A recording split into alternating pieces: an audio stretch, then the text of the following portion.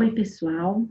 Nós vamos dar início a mais uma aula nossa, tá? Hoje nós vamos estar falando sobre distúrbios endócrinos. Eu peço desculpa pela última aula, houve algum probleminha em que foi gravado apenas 3 minutos. Nós vamos hoje gravar, se Deus quiser, vai dar tudo certo, tá?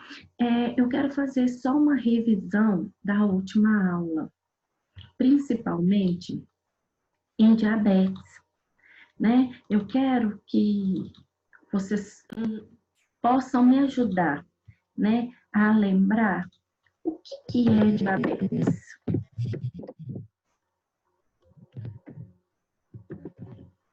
O que é? Diabetes é uma doença metabólica caracterizada por quê? Por uma hiperglicemia. O que é isso? É quando a glicemia aumenta. Como que eu vou descobrir isso? Pelos sinais e sintomas. Lembram, quais são os sinais e sintomas do diabetes? A pessoa fica sudorese, produz sudorese. A gente passou na última aula, foi até questão.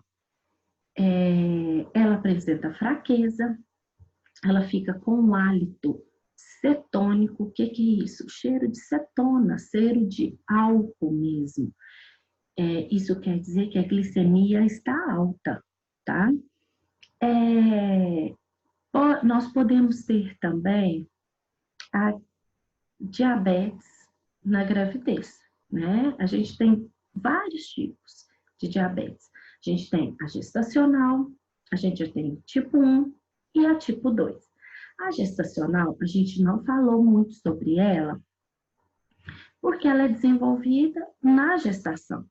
Às vezes, a mulher ganha a criança e depois leva uma vida normal, tá? Mas nem sempre. E há exceção. Ela pode desenvolver a hiperglicemia durante a gestação e ela ganha o neném e permanece depois, tá bom? E como que eu vou saber os parâmetros, né? A gente tem, pessoal, um parâmetro. A glicemia normal é até 99. E como que eu vou fazer? A gente vai furar o dedo e com aquele pequena gotícula de sangue, a gente coloca naquele aparelhinho e o normal, o valor normal é menor que 100. Ou seja, até 99 é normal, tá? Quando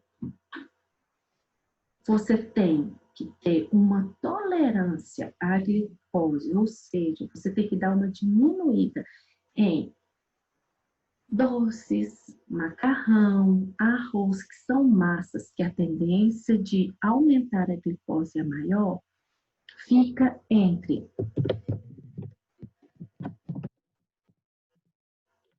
100 a 126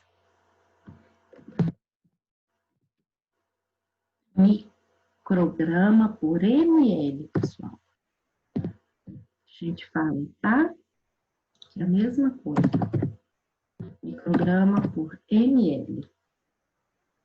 E quando a pessoa já é classificada como diabetes, tá?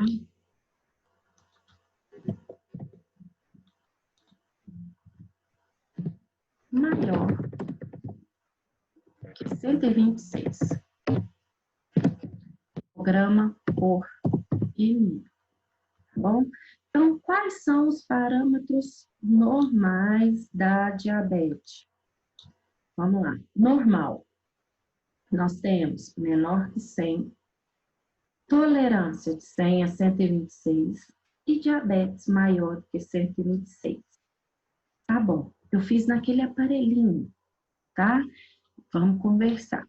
A gente fez naquele aparelhinho que é para a gente fazer de urgência e emergência, ou para controle de quem já tem diabetes, para controle. E sem estar em jejum, eu tomei café, deu 210. Estou diabetes? Dá para servir de parâmetro? Não, tá? Aquele aparelhinho, ele também tem para mais ou para menos, você tem que pensar isso. Ele tem uma diferença de valores, tá? Então, por isso que ele é para urgência, é só para servir de base. Então, ele não é exato, não. Exato é quando você faz exame de sangue, quando você faz coleta em laboratório. Aí sim, você vai estar de jejum mínimo para glicose, tá? Mínimo de 8 horas. E não adianta, né? Eu conheço muitas pessoas que vão fazer exame, aí um dia anterior elas fazem regime de boca. Não come doce, não come massa, aí vai fazer. Não dá, porque se ela for fazer a glicada, que é a glicemia, que depois de 2 horas, ou essa é a destrozol, pós-destrozol, tá? Que é depois você come e vê depois do almoço, como que essa glicemia vai estar no seu organismo, como que ela vai subir, ou se ela vai cair, pode acontecer isso também. Mas eu tô falando quando você come e faz esse exame. Então, não dá para servir de base. Esse aparelhinho capilar, esse aparelho, é mais para teste de urgência. Ele serve, você está num posto, uma pessoa chega passando mal, falando que está com sudorese, que está passando mal. Aí você pergunta, você tem alguma comorbidade? Não. Então, o que você vai fazer? Primeiro, medir pressão. E segundo, a glicemia capilar. Para a gente ter noção de contar se ela está baixa, se ela está alta. Você tem que perguntar quando que ela comeu, o que ela comeu. Se um paciente chega num posto de saúde, 9 horas da manhã, o que ele tem que ter feito? Que horas que você acordou? 7 horas. Você tomou café? Não. Então, ele está em jejum. Então, ela pode estar baixa. Né? Aí pode ser outro. Você tem alguma comorbidade? Você tomou café? Tomei. Então, ela pode estar mais acima, mas lembrando que ele tomou café às 7 horas da manhã. Então, por isso que a capilar não dá para servir muito de base. É só para você, de urgência, ter noção do que pode estar acontecendo. Outra coisa, quando você vai furar a ponta do dedo, você está fazendo esse exame, você tem que limpar bem com a primeira, se puder até lavar a mão do paciente antes de fazer esse exame, passar álcool, furar e colocar, porque às vezes, o que já aconteceu comigo? Eu trabalhei em zona rural e eles chegavam com a mão, né, eu passava o álcool e às vezes eu não passava muito bem. O que aconteceu? O paciente estava mexendo, eles mexiam com doce, né, fábrica de doce. Então dava alta, porque tinha açúcar no dedo. Né? Então depois nós fizemos exame de sangue e descobrimos isso. Mas até chegar nisso, a gente teve que pensar muito, tá bom?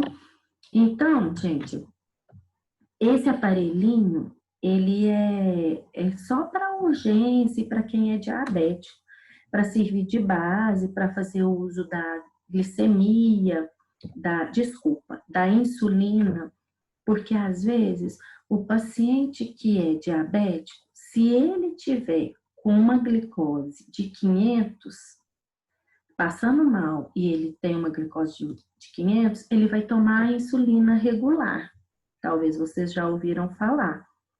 Que aí não é só a NPH que ele vai tomar. Ele vai ter que usar a regular para dar uma ajuda, para ajudar a baixar essa glicose, tá? É muito, quando vocês começarem a trabalhar na área, vocês peguem esses valores, né, essas maldades, rapidinho, porque a diabetes, infelizmente, é uma doença que muitas pessoas têm, principalmente pela vida, né, que corrida, aí come muita coisa não saudável, né, então há um desenvolvimento muito grande. Então, não podemos esquecer, tá bom, dos nossos parâmetros, que o normal é 100. Então, a minha deu, por exemplo, eu vou furar o dedo agora, e a minha deu 112. Eu comi? Comi. Dá para servir de base? 112, ela tá boa? Tá, porque eu comi. Tá bom, eu estou em jejum e eu fiz meu 100. Tá boa? Tá. Eu comi e ela deu 362. Tá alta? Tá, mas dá para servir de base? Não. O que você vai pedir? Você vai ficar em jejum ou procure um médico e pede um exame de sangue para a gente ter noção desse valor tão alterado. Tá bom? Então, vamos dar continuidade, né, na nossa aula. Hoje nós vamos falar sobre os distúrbios endócrinos. Quais são os distúrbios endócrinos que a gente tem? Principalmente função hipofisária anormal. Hipofisária vem de hipófise, tá? Então, a hipófise está em funcionamento anormal. Ocorre quando há a hiper ou hipossecreção dos hormônios produzidos por quem? Pela hipófise, na porção tanto anterior ou posterior. A hipersecreção envolve ACTH. O ACTH, gente, de que ele é responsável? Ele é responsável principalmente pelo hormônio do crescimento. E resulta também na síndrome de Cush, que a gente vai estudar também na frente.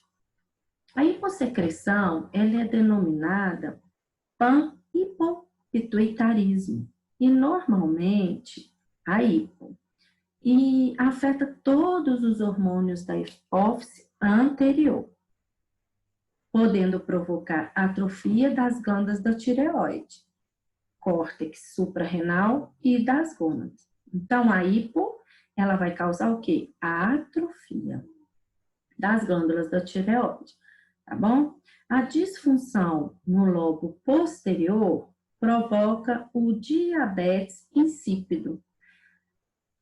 O que é insípido? Rápido, tá?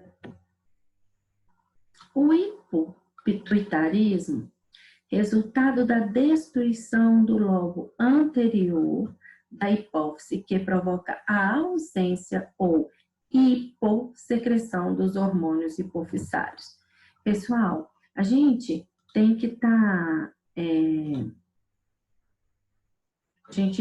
sempre atento, porque essa matéria é muito de conceitos, tá? É maçante, mas a gente, vocês vão, quando estiverem trabalhando na área, vocês vão estar escutando essas palavras. E quando você escutar, vocês já vão lembrar, né? Hipopituitarismo, essa palavra tão esquisita, né? Então, ela pode acontecer, gente, ela é provável quando ocorre quando há perdas sanguíneas graves. Quando que há perdas sanguíneas graves? Num acidente, né, num trauma, hipovolemia, pouca volemia, perda de sangue, então você está com pouco sangue. E hipotensão no momento do parto, pressão baixa.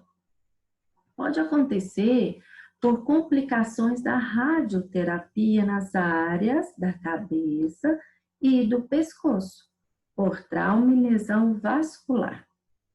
Com isso, então, não há secreção dos hormônios e, consequentemente, não há estímulo da tireoide. Quais? Principalmente das gônadas e das glândulas suprarrenais. Ocorre perda de peso, edemaciação, edema, inchaço, tá? Atrofia de todas as glândulas endócrinas e órgãos, impotência por causa das glândulas, né?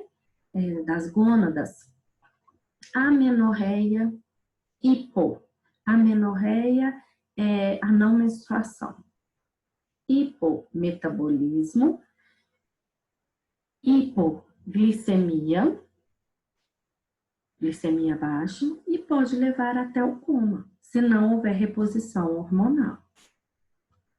Nós temos também a síndrome da secreção inadequada do hormônio antidiurético. Secreção excessiva do ADH, que é o hormônio antidiurético. Quais são as causas? Com frequência, ela não é endócrina, ou seja, ocorre em pacientes com carcinoma broncogênico.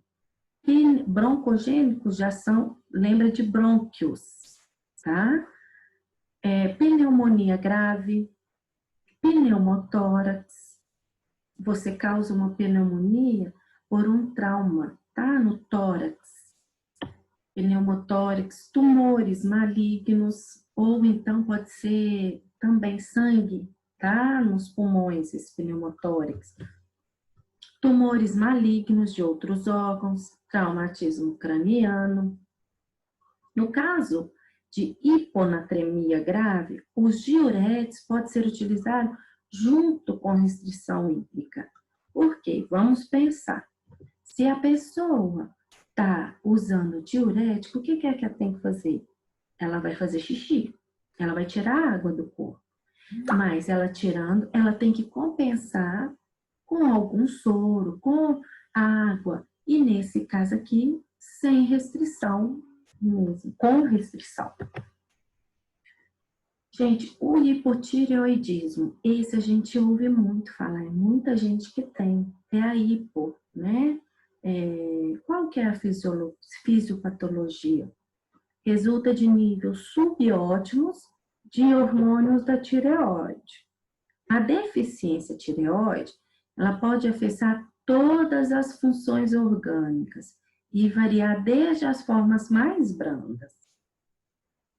A causa mais comum de hipotireoidismo em adulto é a tireoide autoimune, que é a doença de Hashimoto, na qual o sistema imunológico ataca a glândula tireoide. E, como atacando a glândula tireoide, ela desenvolve o hipotireoidismo. Quais são as manifestações clínicas? Ela não é muito específica, não, mas a maioria das pessoas, o que acontece? Fadiga extrema, perda de cabelo, o cabelo cai muito, unhas quebradiças e pele seca são muito comuns. Dormências e o formigamento dos dedos pode acontecer, voz rude, rouquidão, menorragia, amenorragia, perda de libido, ganho de peso, espessamento de pele, dentre outros. O outro, gente, a gente já estava falando que já tinha perda de peso. O hipo, ele já tem ganho de peso, tá? Qual que é o tratamento do hipotireoidismo? É restaurar o estado metabólico normal pela reposição do hormônio ausente. Então, ela vai fazer o uso daquele hormônio que está baixo, para compensar. Mas nos casos graves, ou no coma, o tratamento inclui a manutenção das funções vitais e também a prevenção da função cardíaca. O hipertireoidismo, pessoal, ele é muito característico com esses olhos esbugalhados e tem o papo também, aumento da tireoide. E o que acontece? Esse débito é a hipertireoidismo, tá? O débito excessivo de hormônios tireoides, causado pela estimulação anormal da glândula tireoide, das peles imunoglobulinas circulantes, pelas imunoglobulinas circulantes, tá bom? Quais são as manifestações clínicas? Nervosismo, hiperexcitação, palpitações, pulsos rápidos durante o exercício e repouso. Tratamento visa reproduzir a hiperatividade tireoide para fornecer, depende da causa do hipertireoidismo para esse tratamento, tá? O hipertireoidismo, ele é causado pela produção excessiva de hormônio da paratireoide pelas glândulas tireoide. Caracterizam-se por descalcificação óssea e desenvolvimento de cálculos renais, contendo muito cálculo. As manifestações clínicas podem não haver sintomas ou sintomas decorrentes de envolvimento de outros órgãos.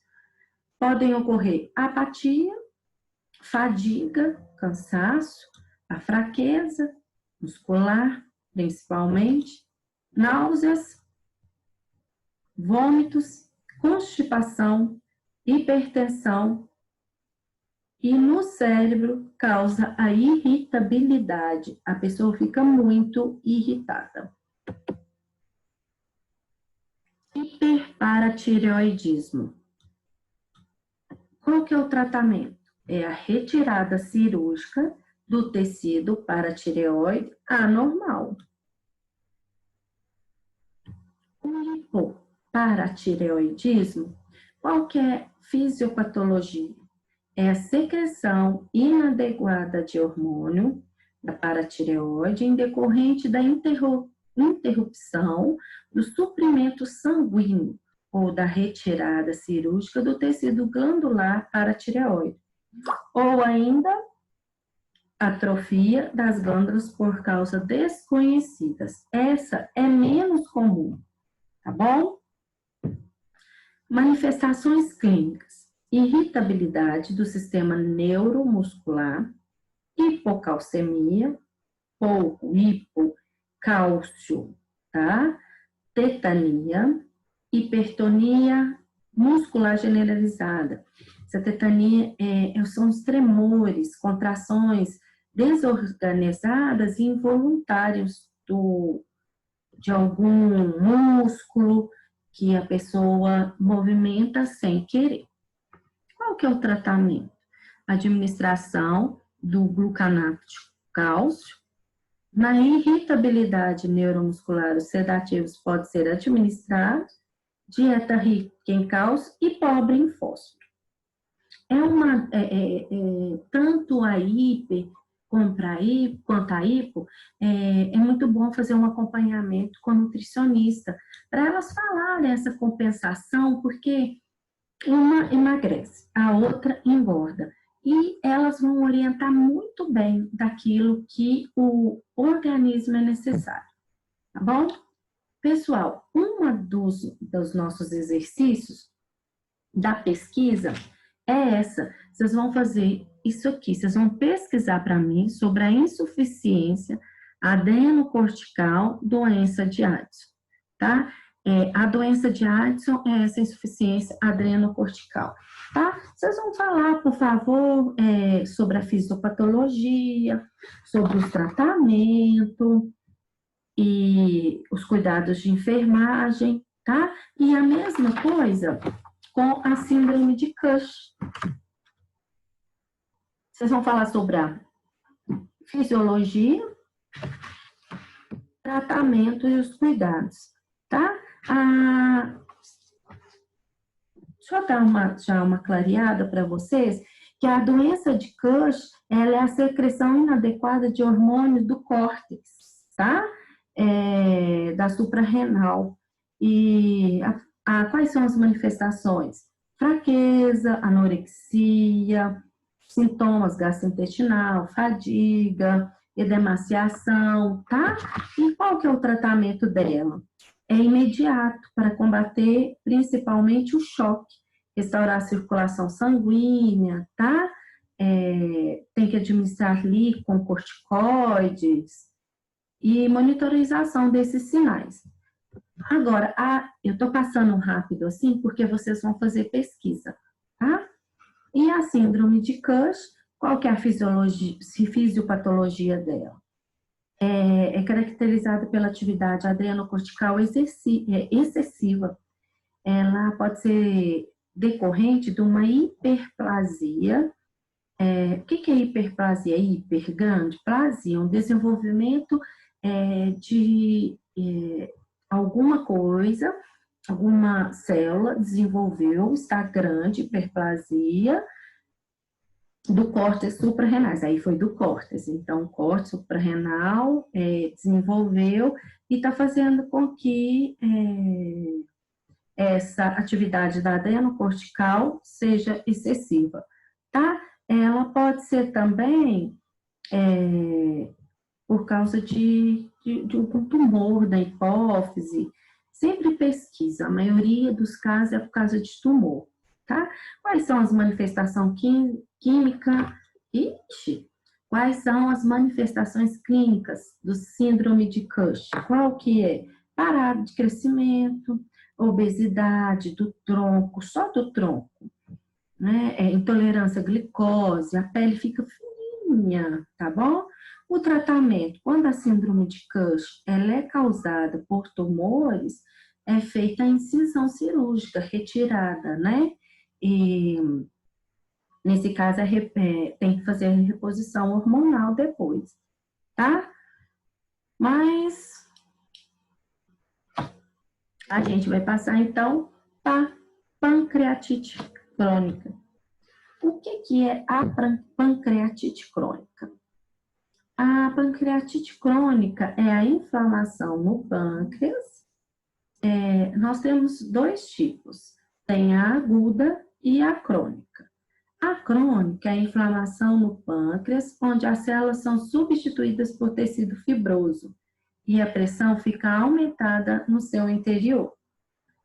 A obstrução dos ductos, atrofia de seus epitélios, inflamação e destruição das células secretoras do pâncreas.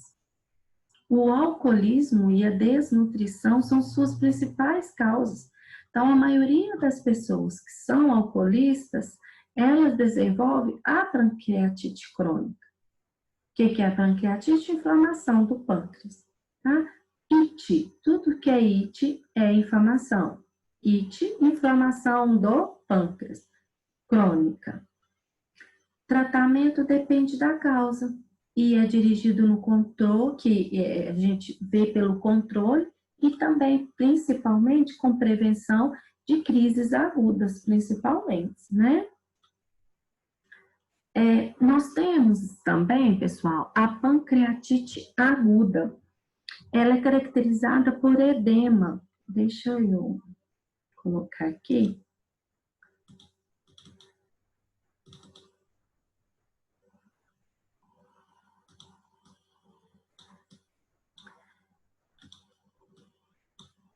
O que é a pancreatite aguda?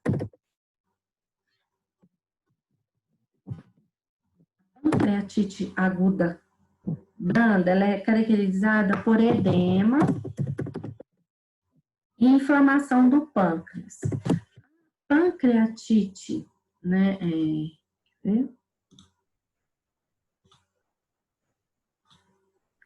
A pancreatite que a gente está falando crônica, ela já é a inflamação do pâncreas e a substituição por tecido fibroso, né? Agora, a pancreatite aguda branda é por edema e inflamação. Deixa eu voltar aqui.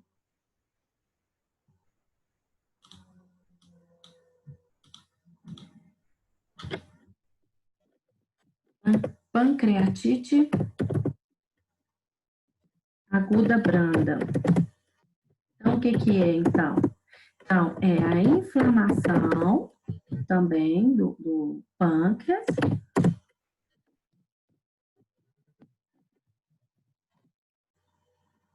caracterizada por quê? Por edema, principalmente. Edema de quê? Do pâncreas, né? O retorno à normalidade geralmente ocorre por 6 meses, tá? O uso prolongado de álcool é a causa mais comum, todas da pancreatite, tanto a pancreatite aguda branda quanto a crônica. O principal sintoma é o quê? Dor abdominal grave e da febre, icterícia principalmente, tá? Sinais e sintomas. A icterícia, ela é muito característica quando se fala de pâncreas, tá? Icterícia, que é aquele amarelão, abdominal, tá? Da confusão mental, agitação, o abdômen ele pode ficar rígido, ficar firme. E qual que é o tratamento? Visa evitar tratar as complicações, né? Aí por uma pancreatite crônica. Então, se a pessoa faz uso de álcool, não pode beber mais. Evitar a ingestão oral, às vezes ela é suspensa. Eles tentam fazer com que o desconforto abdominal dá uma aliviada. As náuseas e vômitos, eles dão remédio para ajudar nesse tratamento, ok? Vamos então continuar.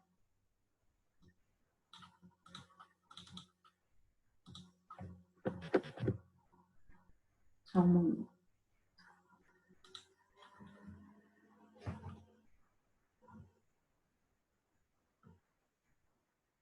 Então, nós paramos na pancreatite crônica. E os cistos pancreáticos? O que são isso? São coleções de líquidos que ficam contidos entre fibros. São coleções de que ficam contidos entre o tecido fibroso e devido ao quê? A necrose local que acontece da pancreatite aguda, tá? Então, aqui está escrito errado, mas são coleções de líquidos que ficam contidos entre o tecido fibroso, devido à necrose local que dá por causa da pancreatite aguda, tá? Os cistos, eles podem ocorrer também por anomalias congênitas, secundárias e pancreatite crônica ou trauma de pâncreas. Quando eles aumentam, eles deslocam o estômago ou o cólon, tá? O cólon já faz parte do intestino, né?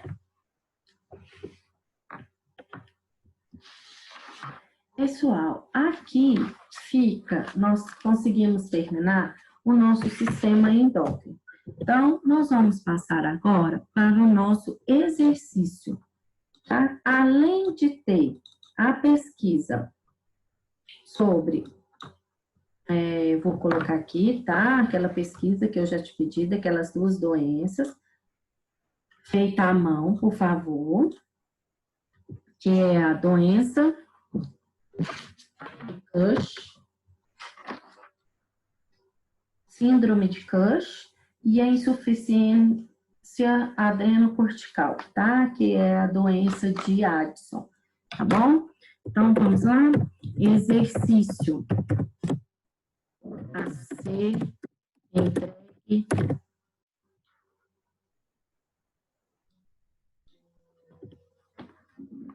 Deixa eu olhar a data aqui certinho.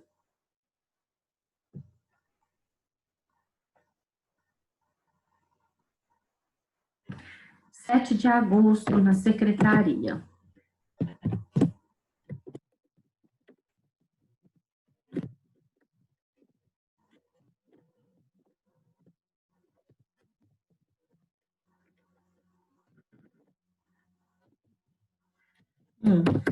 Vocês vão realizar uma pesquisa sobre a doença de síndrome de Cush,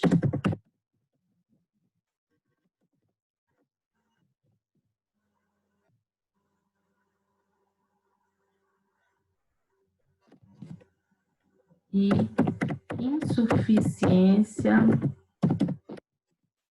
adrenocortical.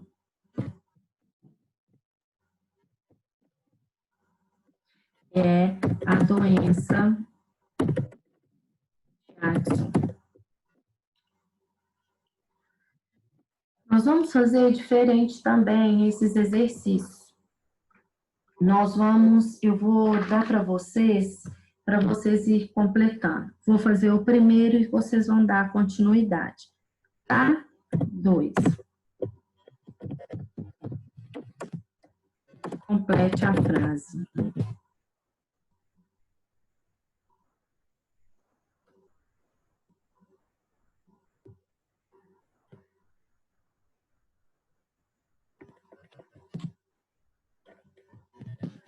O fígado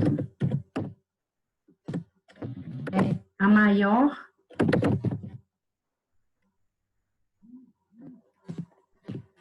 glândula do corpo. Seria assim, aí eu não ia dar o fígado, né? Aí vocês teriam que completar.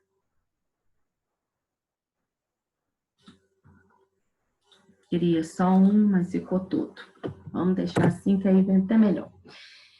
Então, ele fabrica o quê?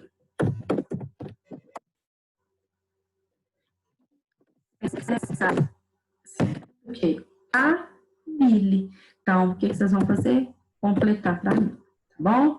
Esse eu falei e vocês vão fazer os outros. Então, disfunção hepática.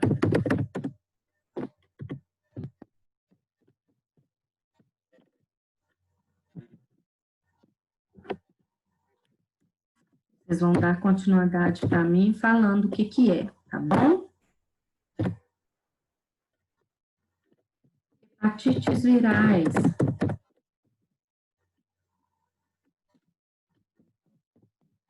Inflamação.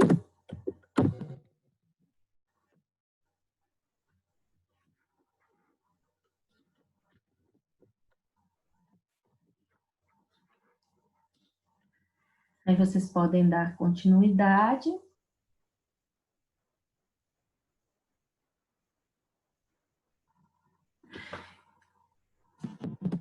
Foram identificados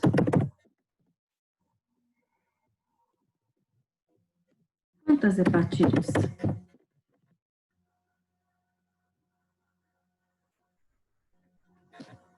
Próximo. Cirrose. É a doença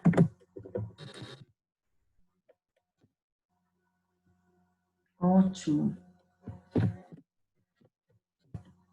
Abscesso hepático.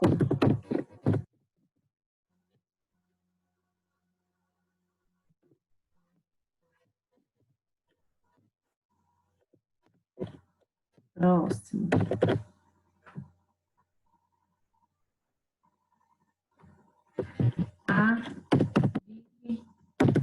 Armazenada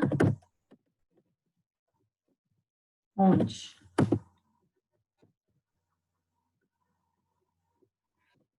Hipertensão portal.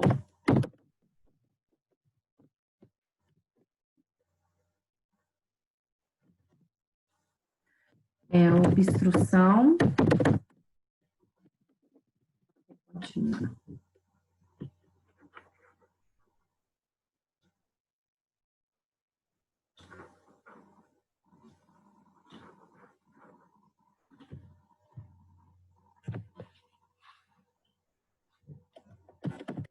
hepático.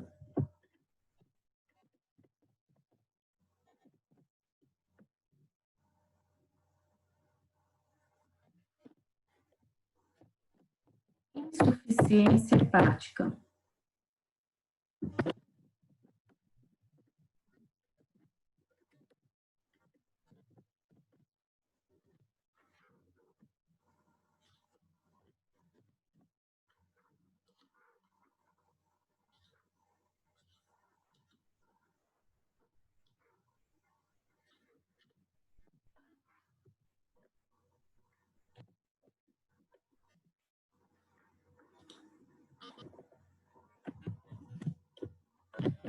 Varizes esofágicas.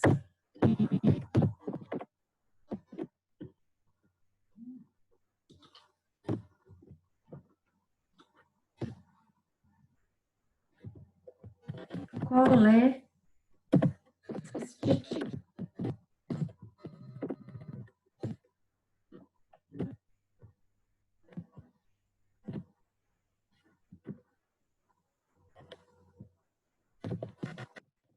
Diabetes.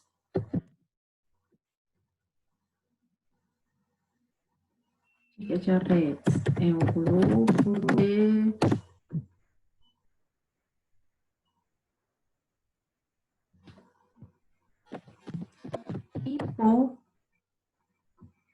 hipopitarismo, é o que a gente falou na aula de hoje, tá? O que é? É o resultado. Aí vocês dão continuidade, tá?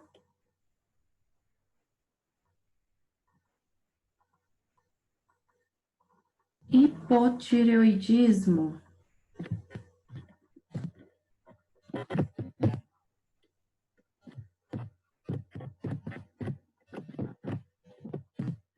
Vocês explicam, por favor, o que é.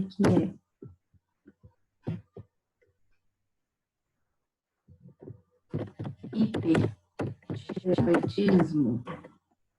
Hipertireoidismo.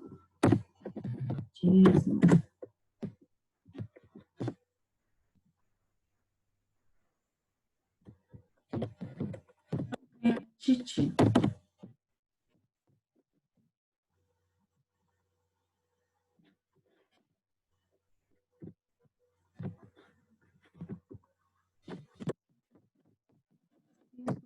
Creático. Pessoal, esse é um exercício, tá? Que eu estou dando para a gente fazer uma pequena revisão do que a gente fez.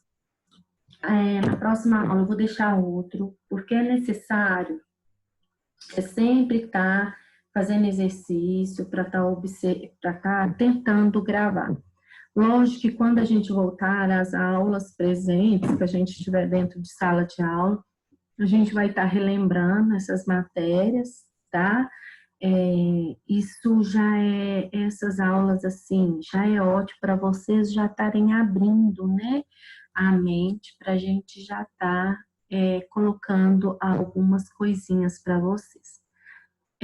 Enquanto vocês vão copiando, eu vou passar para vocês que para me dar essa aula sobre pâncreas, pancreatite, diabetes, me emociona muito, porque eu vivenciei muito, vou dividir com vocês, tá? O ano passado, meu tio, ele lutou há mais de 8 anos devido a uma pancreatite, tá? Fígado e como que se isso iniciou? Ele começou com uma hepatite. Foram investigar, o fígado dele não estava muito bom. E o médico pediu quais são os sinais e sintomas, né?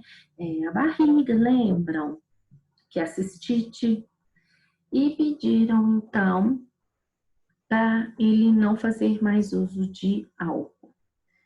Ele foi um pouco resistente, fez mais 6 meses de uso de álcool, não bebia muito, era social, mas ao mesmo tempo não era para beber nada, né, pessoal? Não pode fazer uso de bebida de jeito nenhum.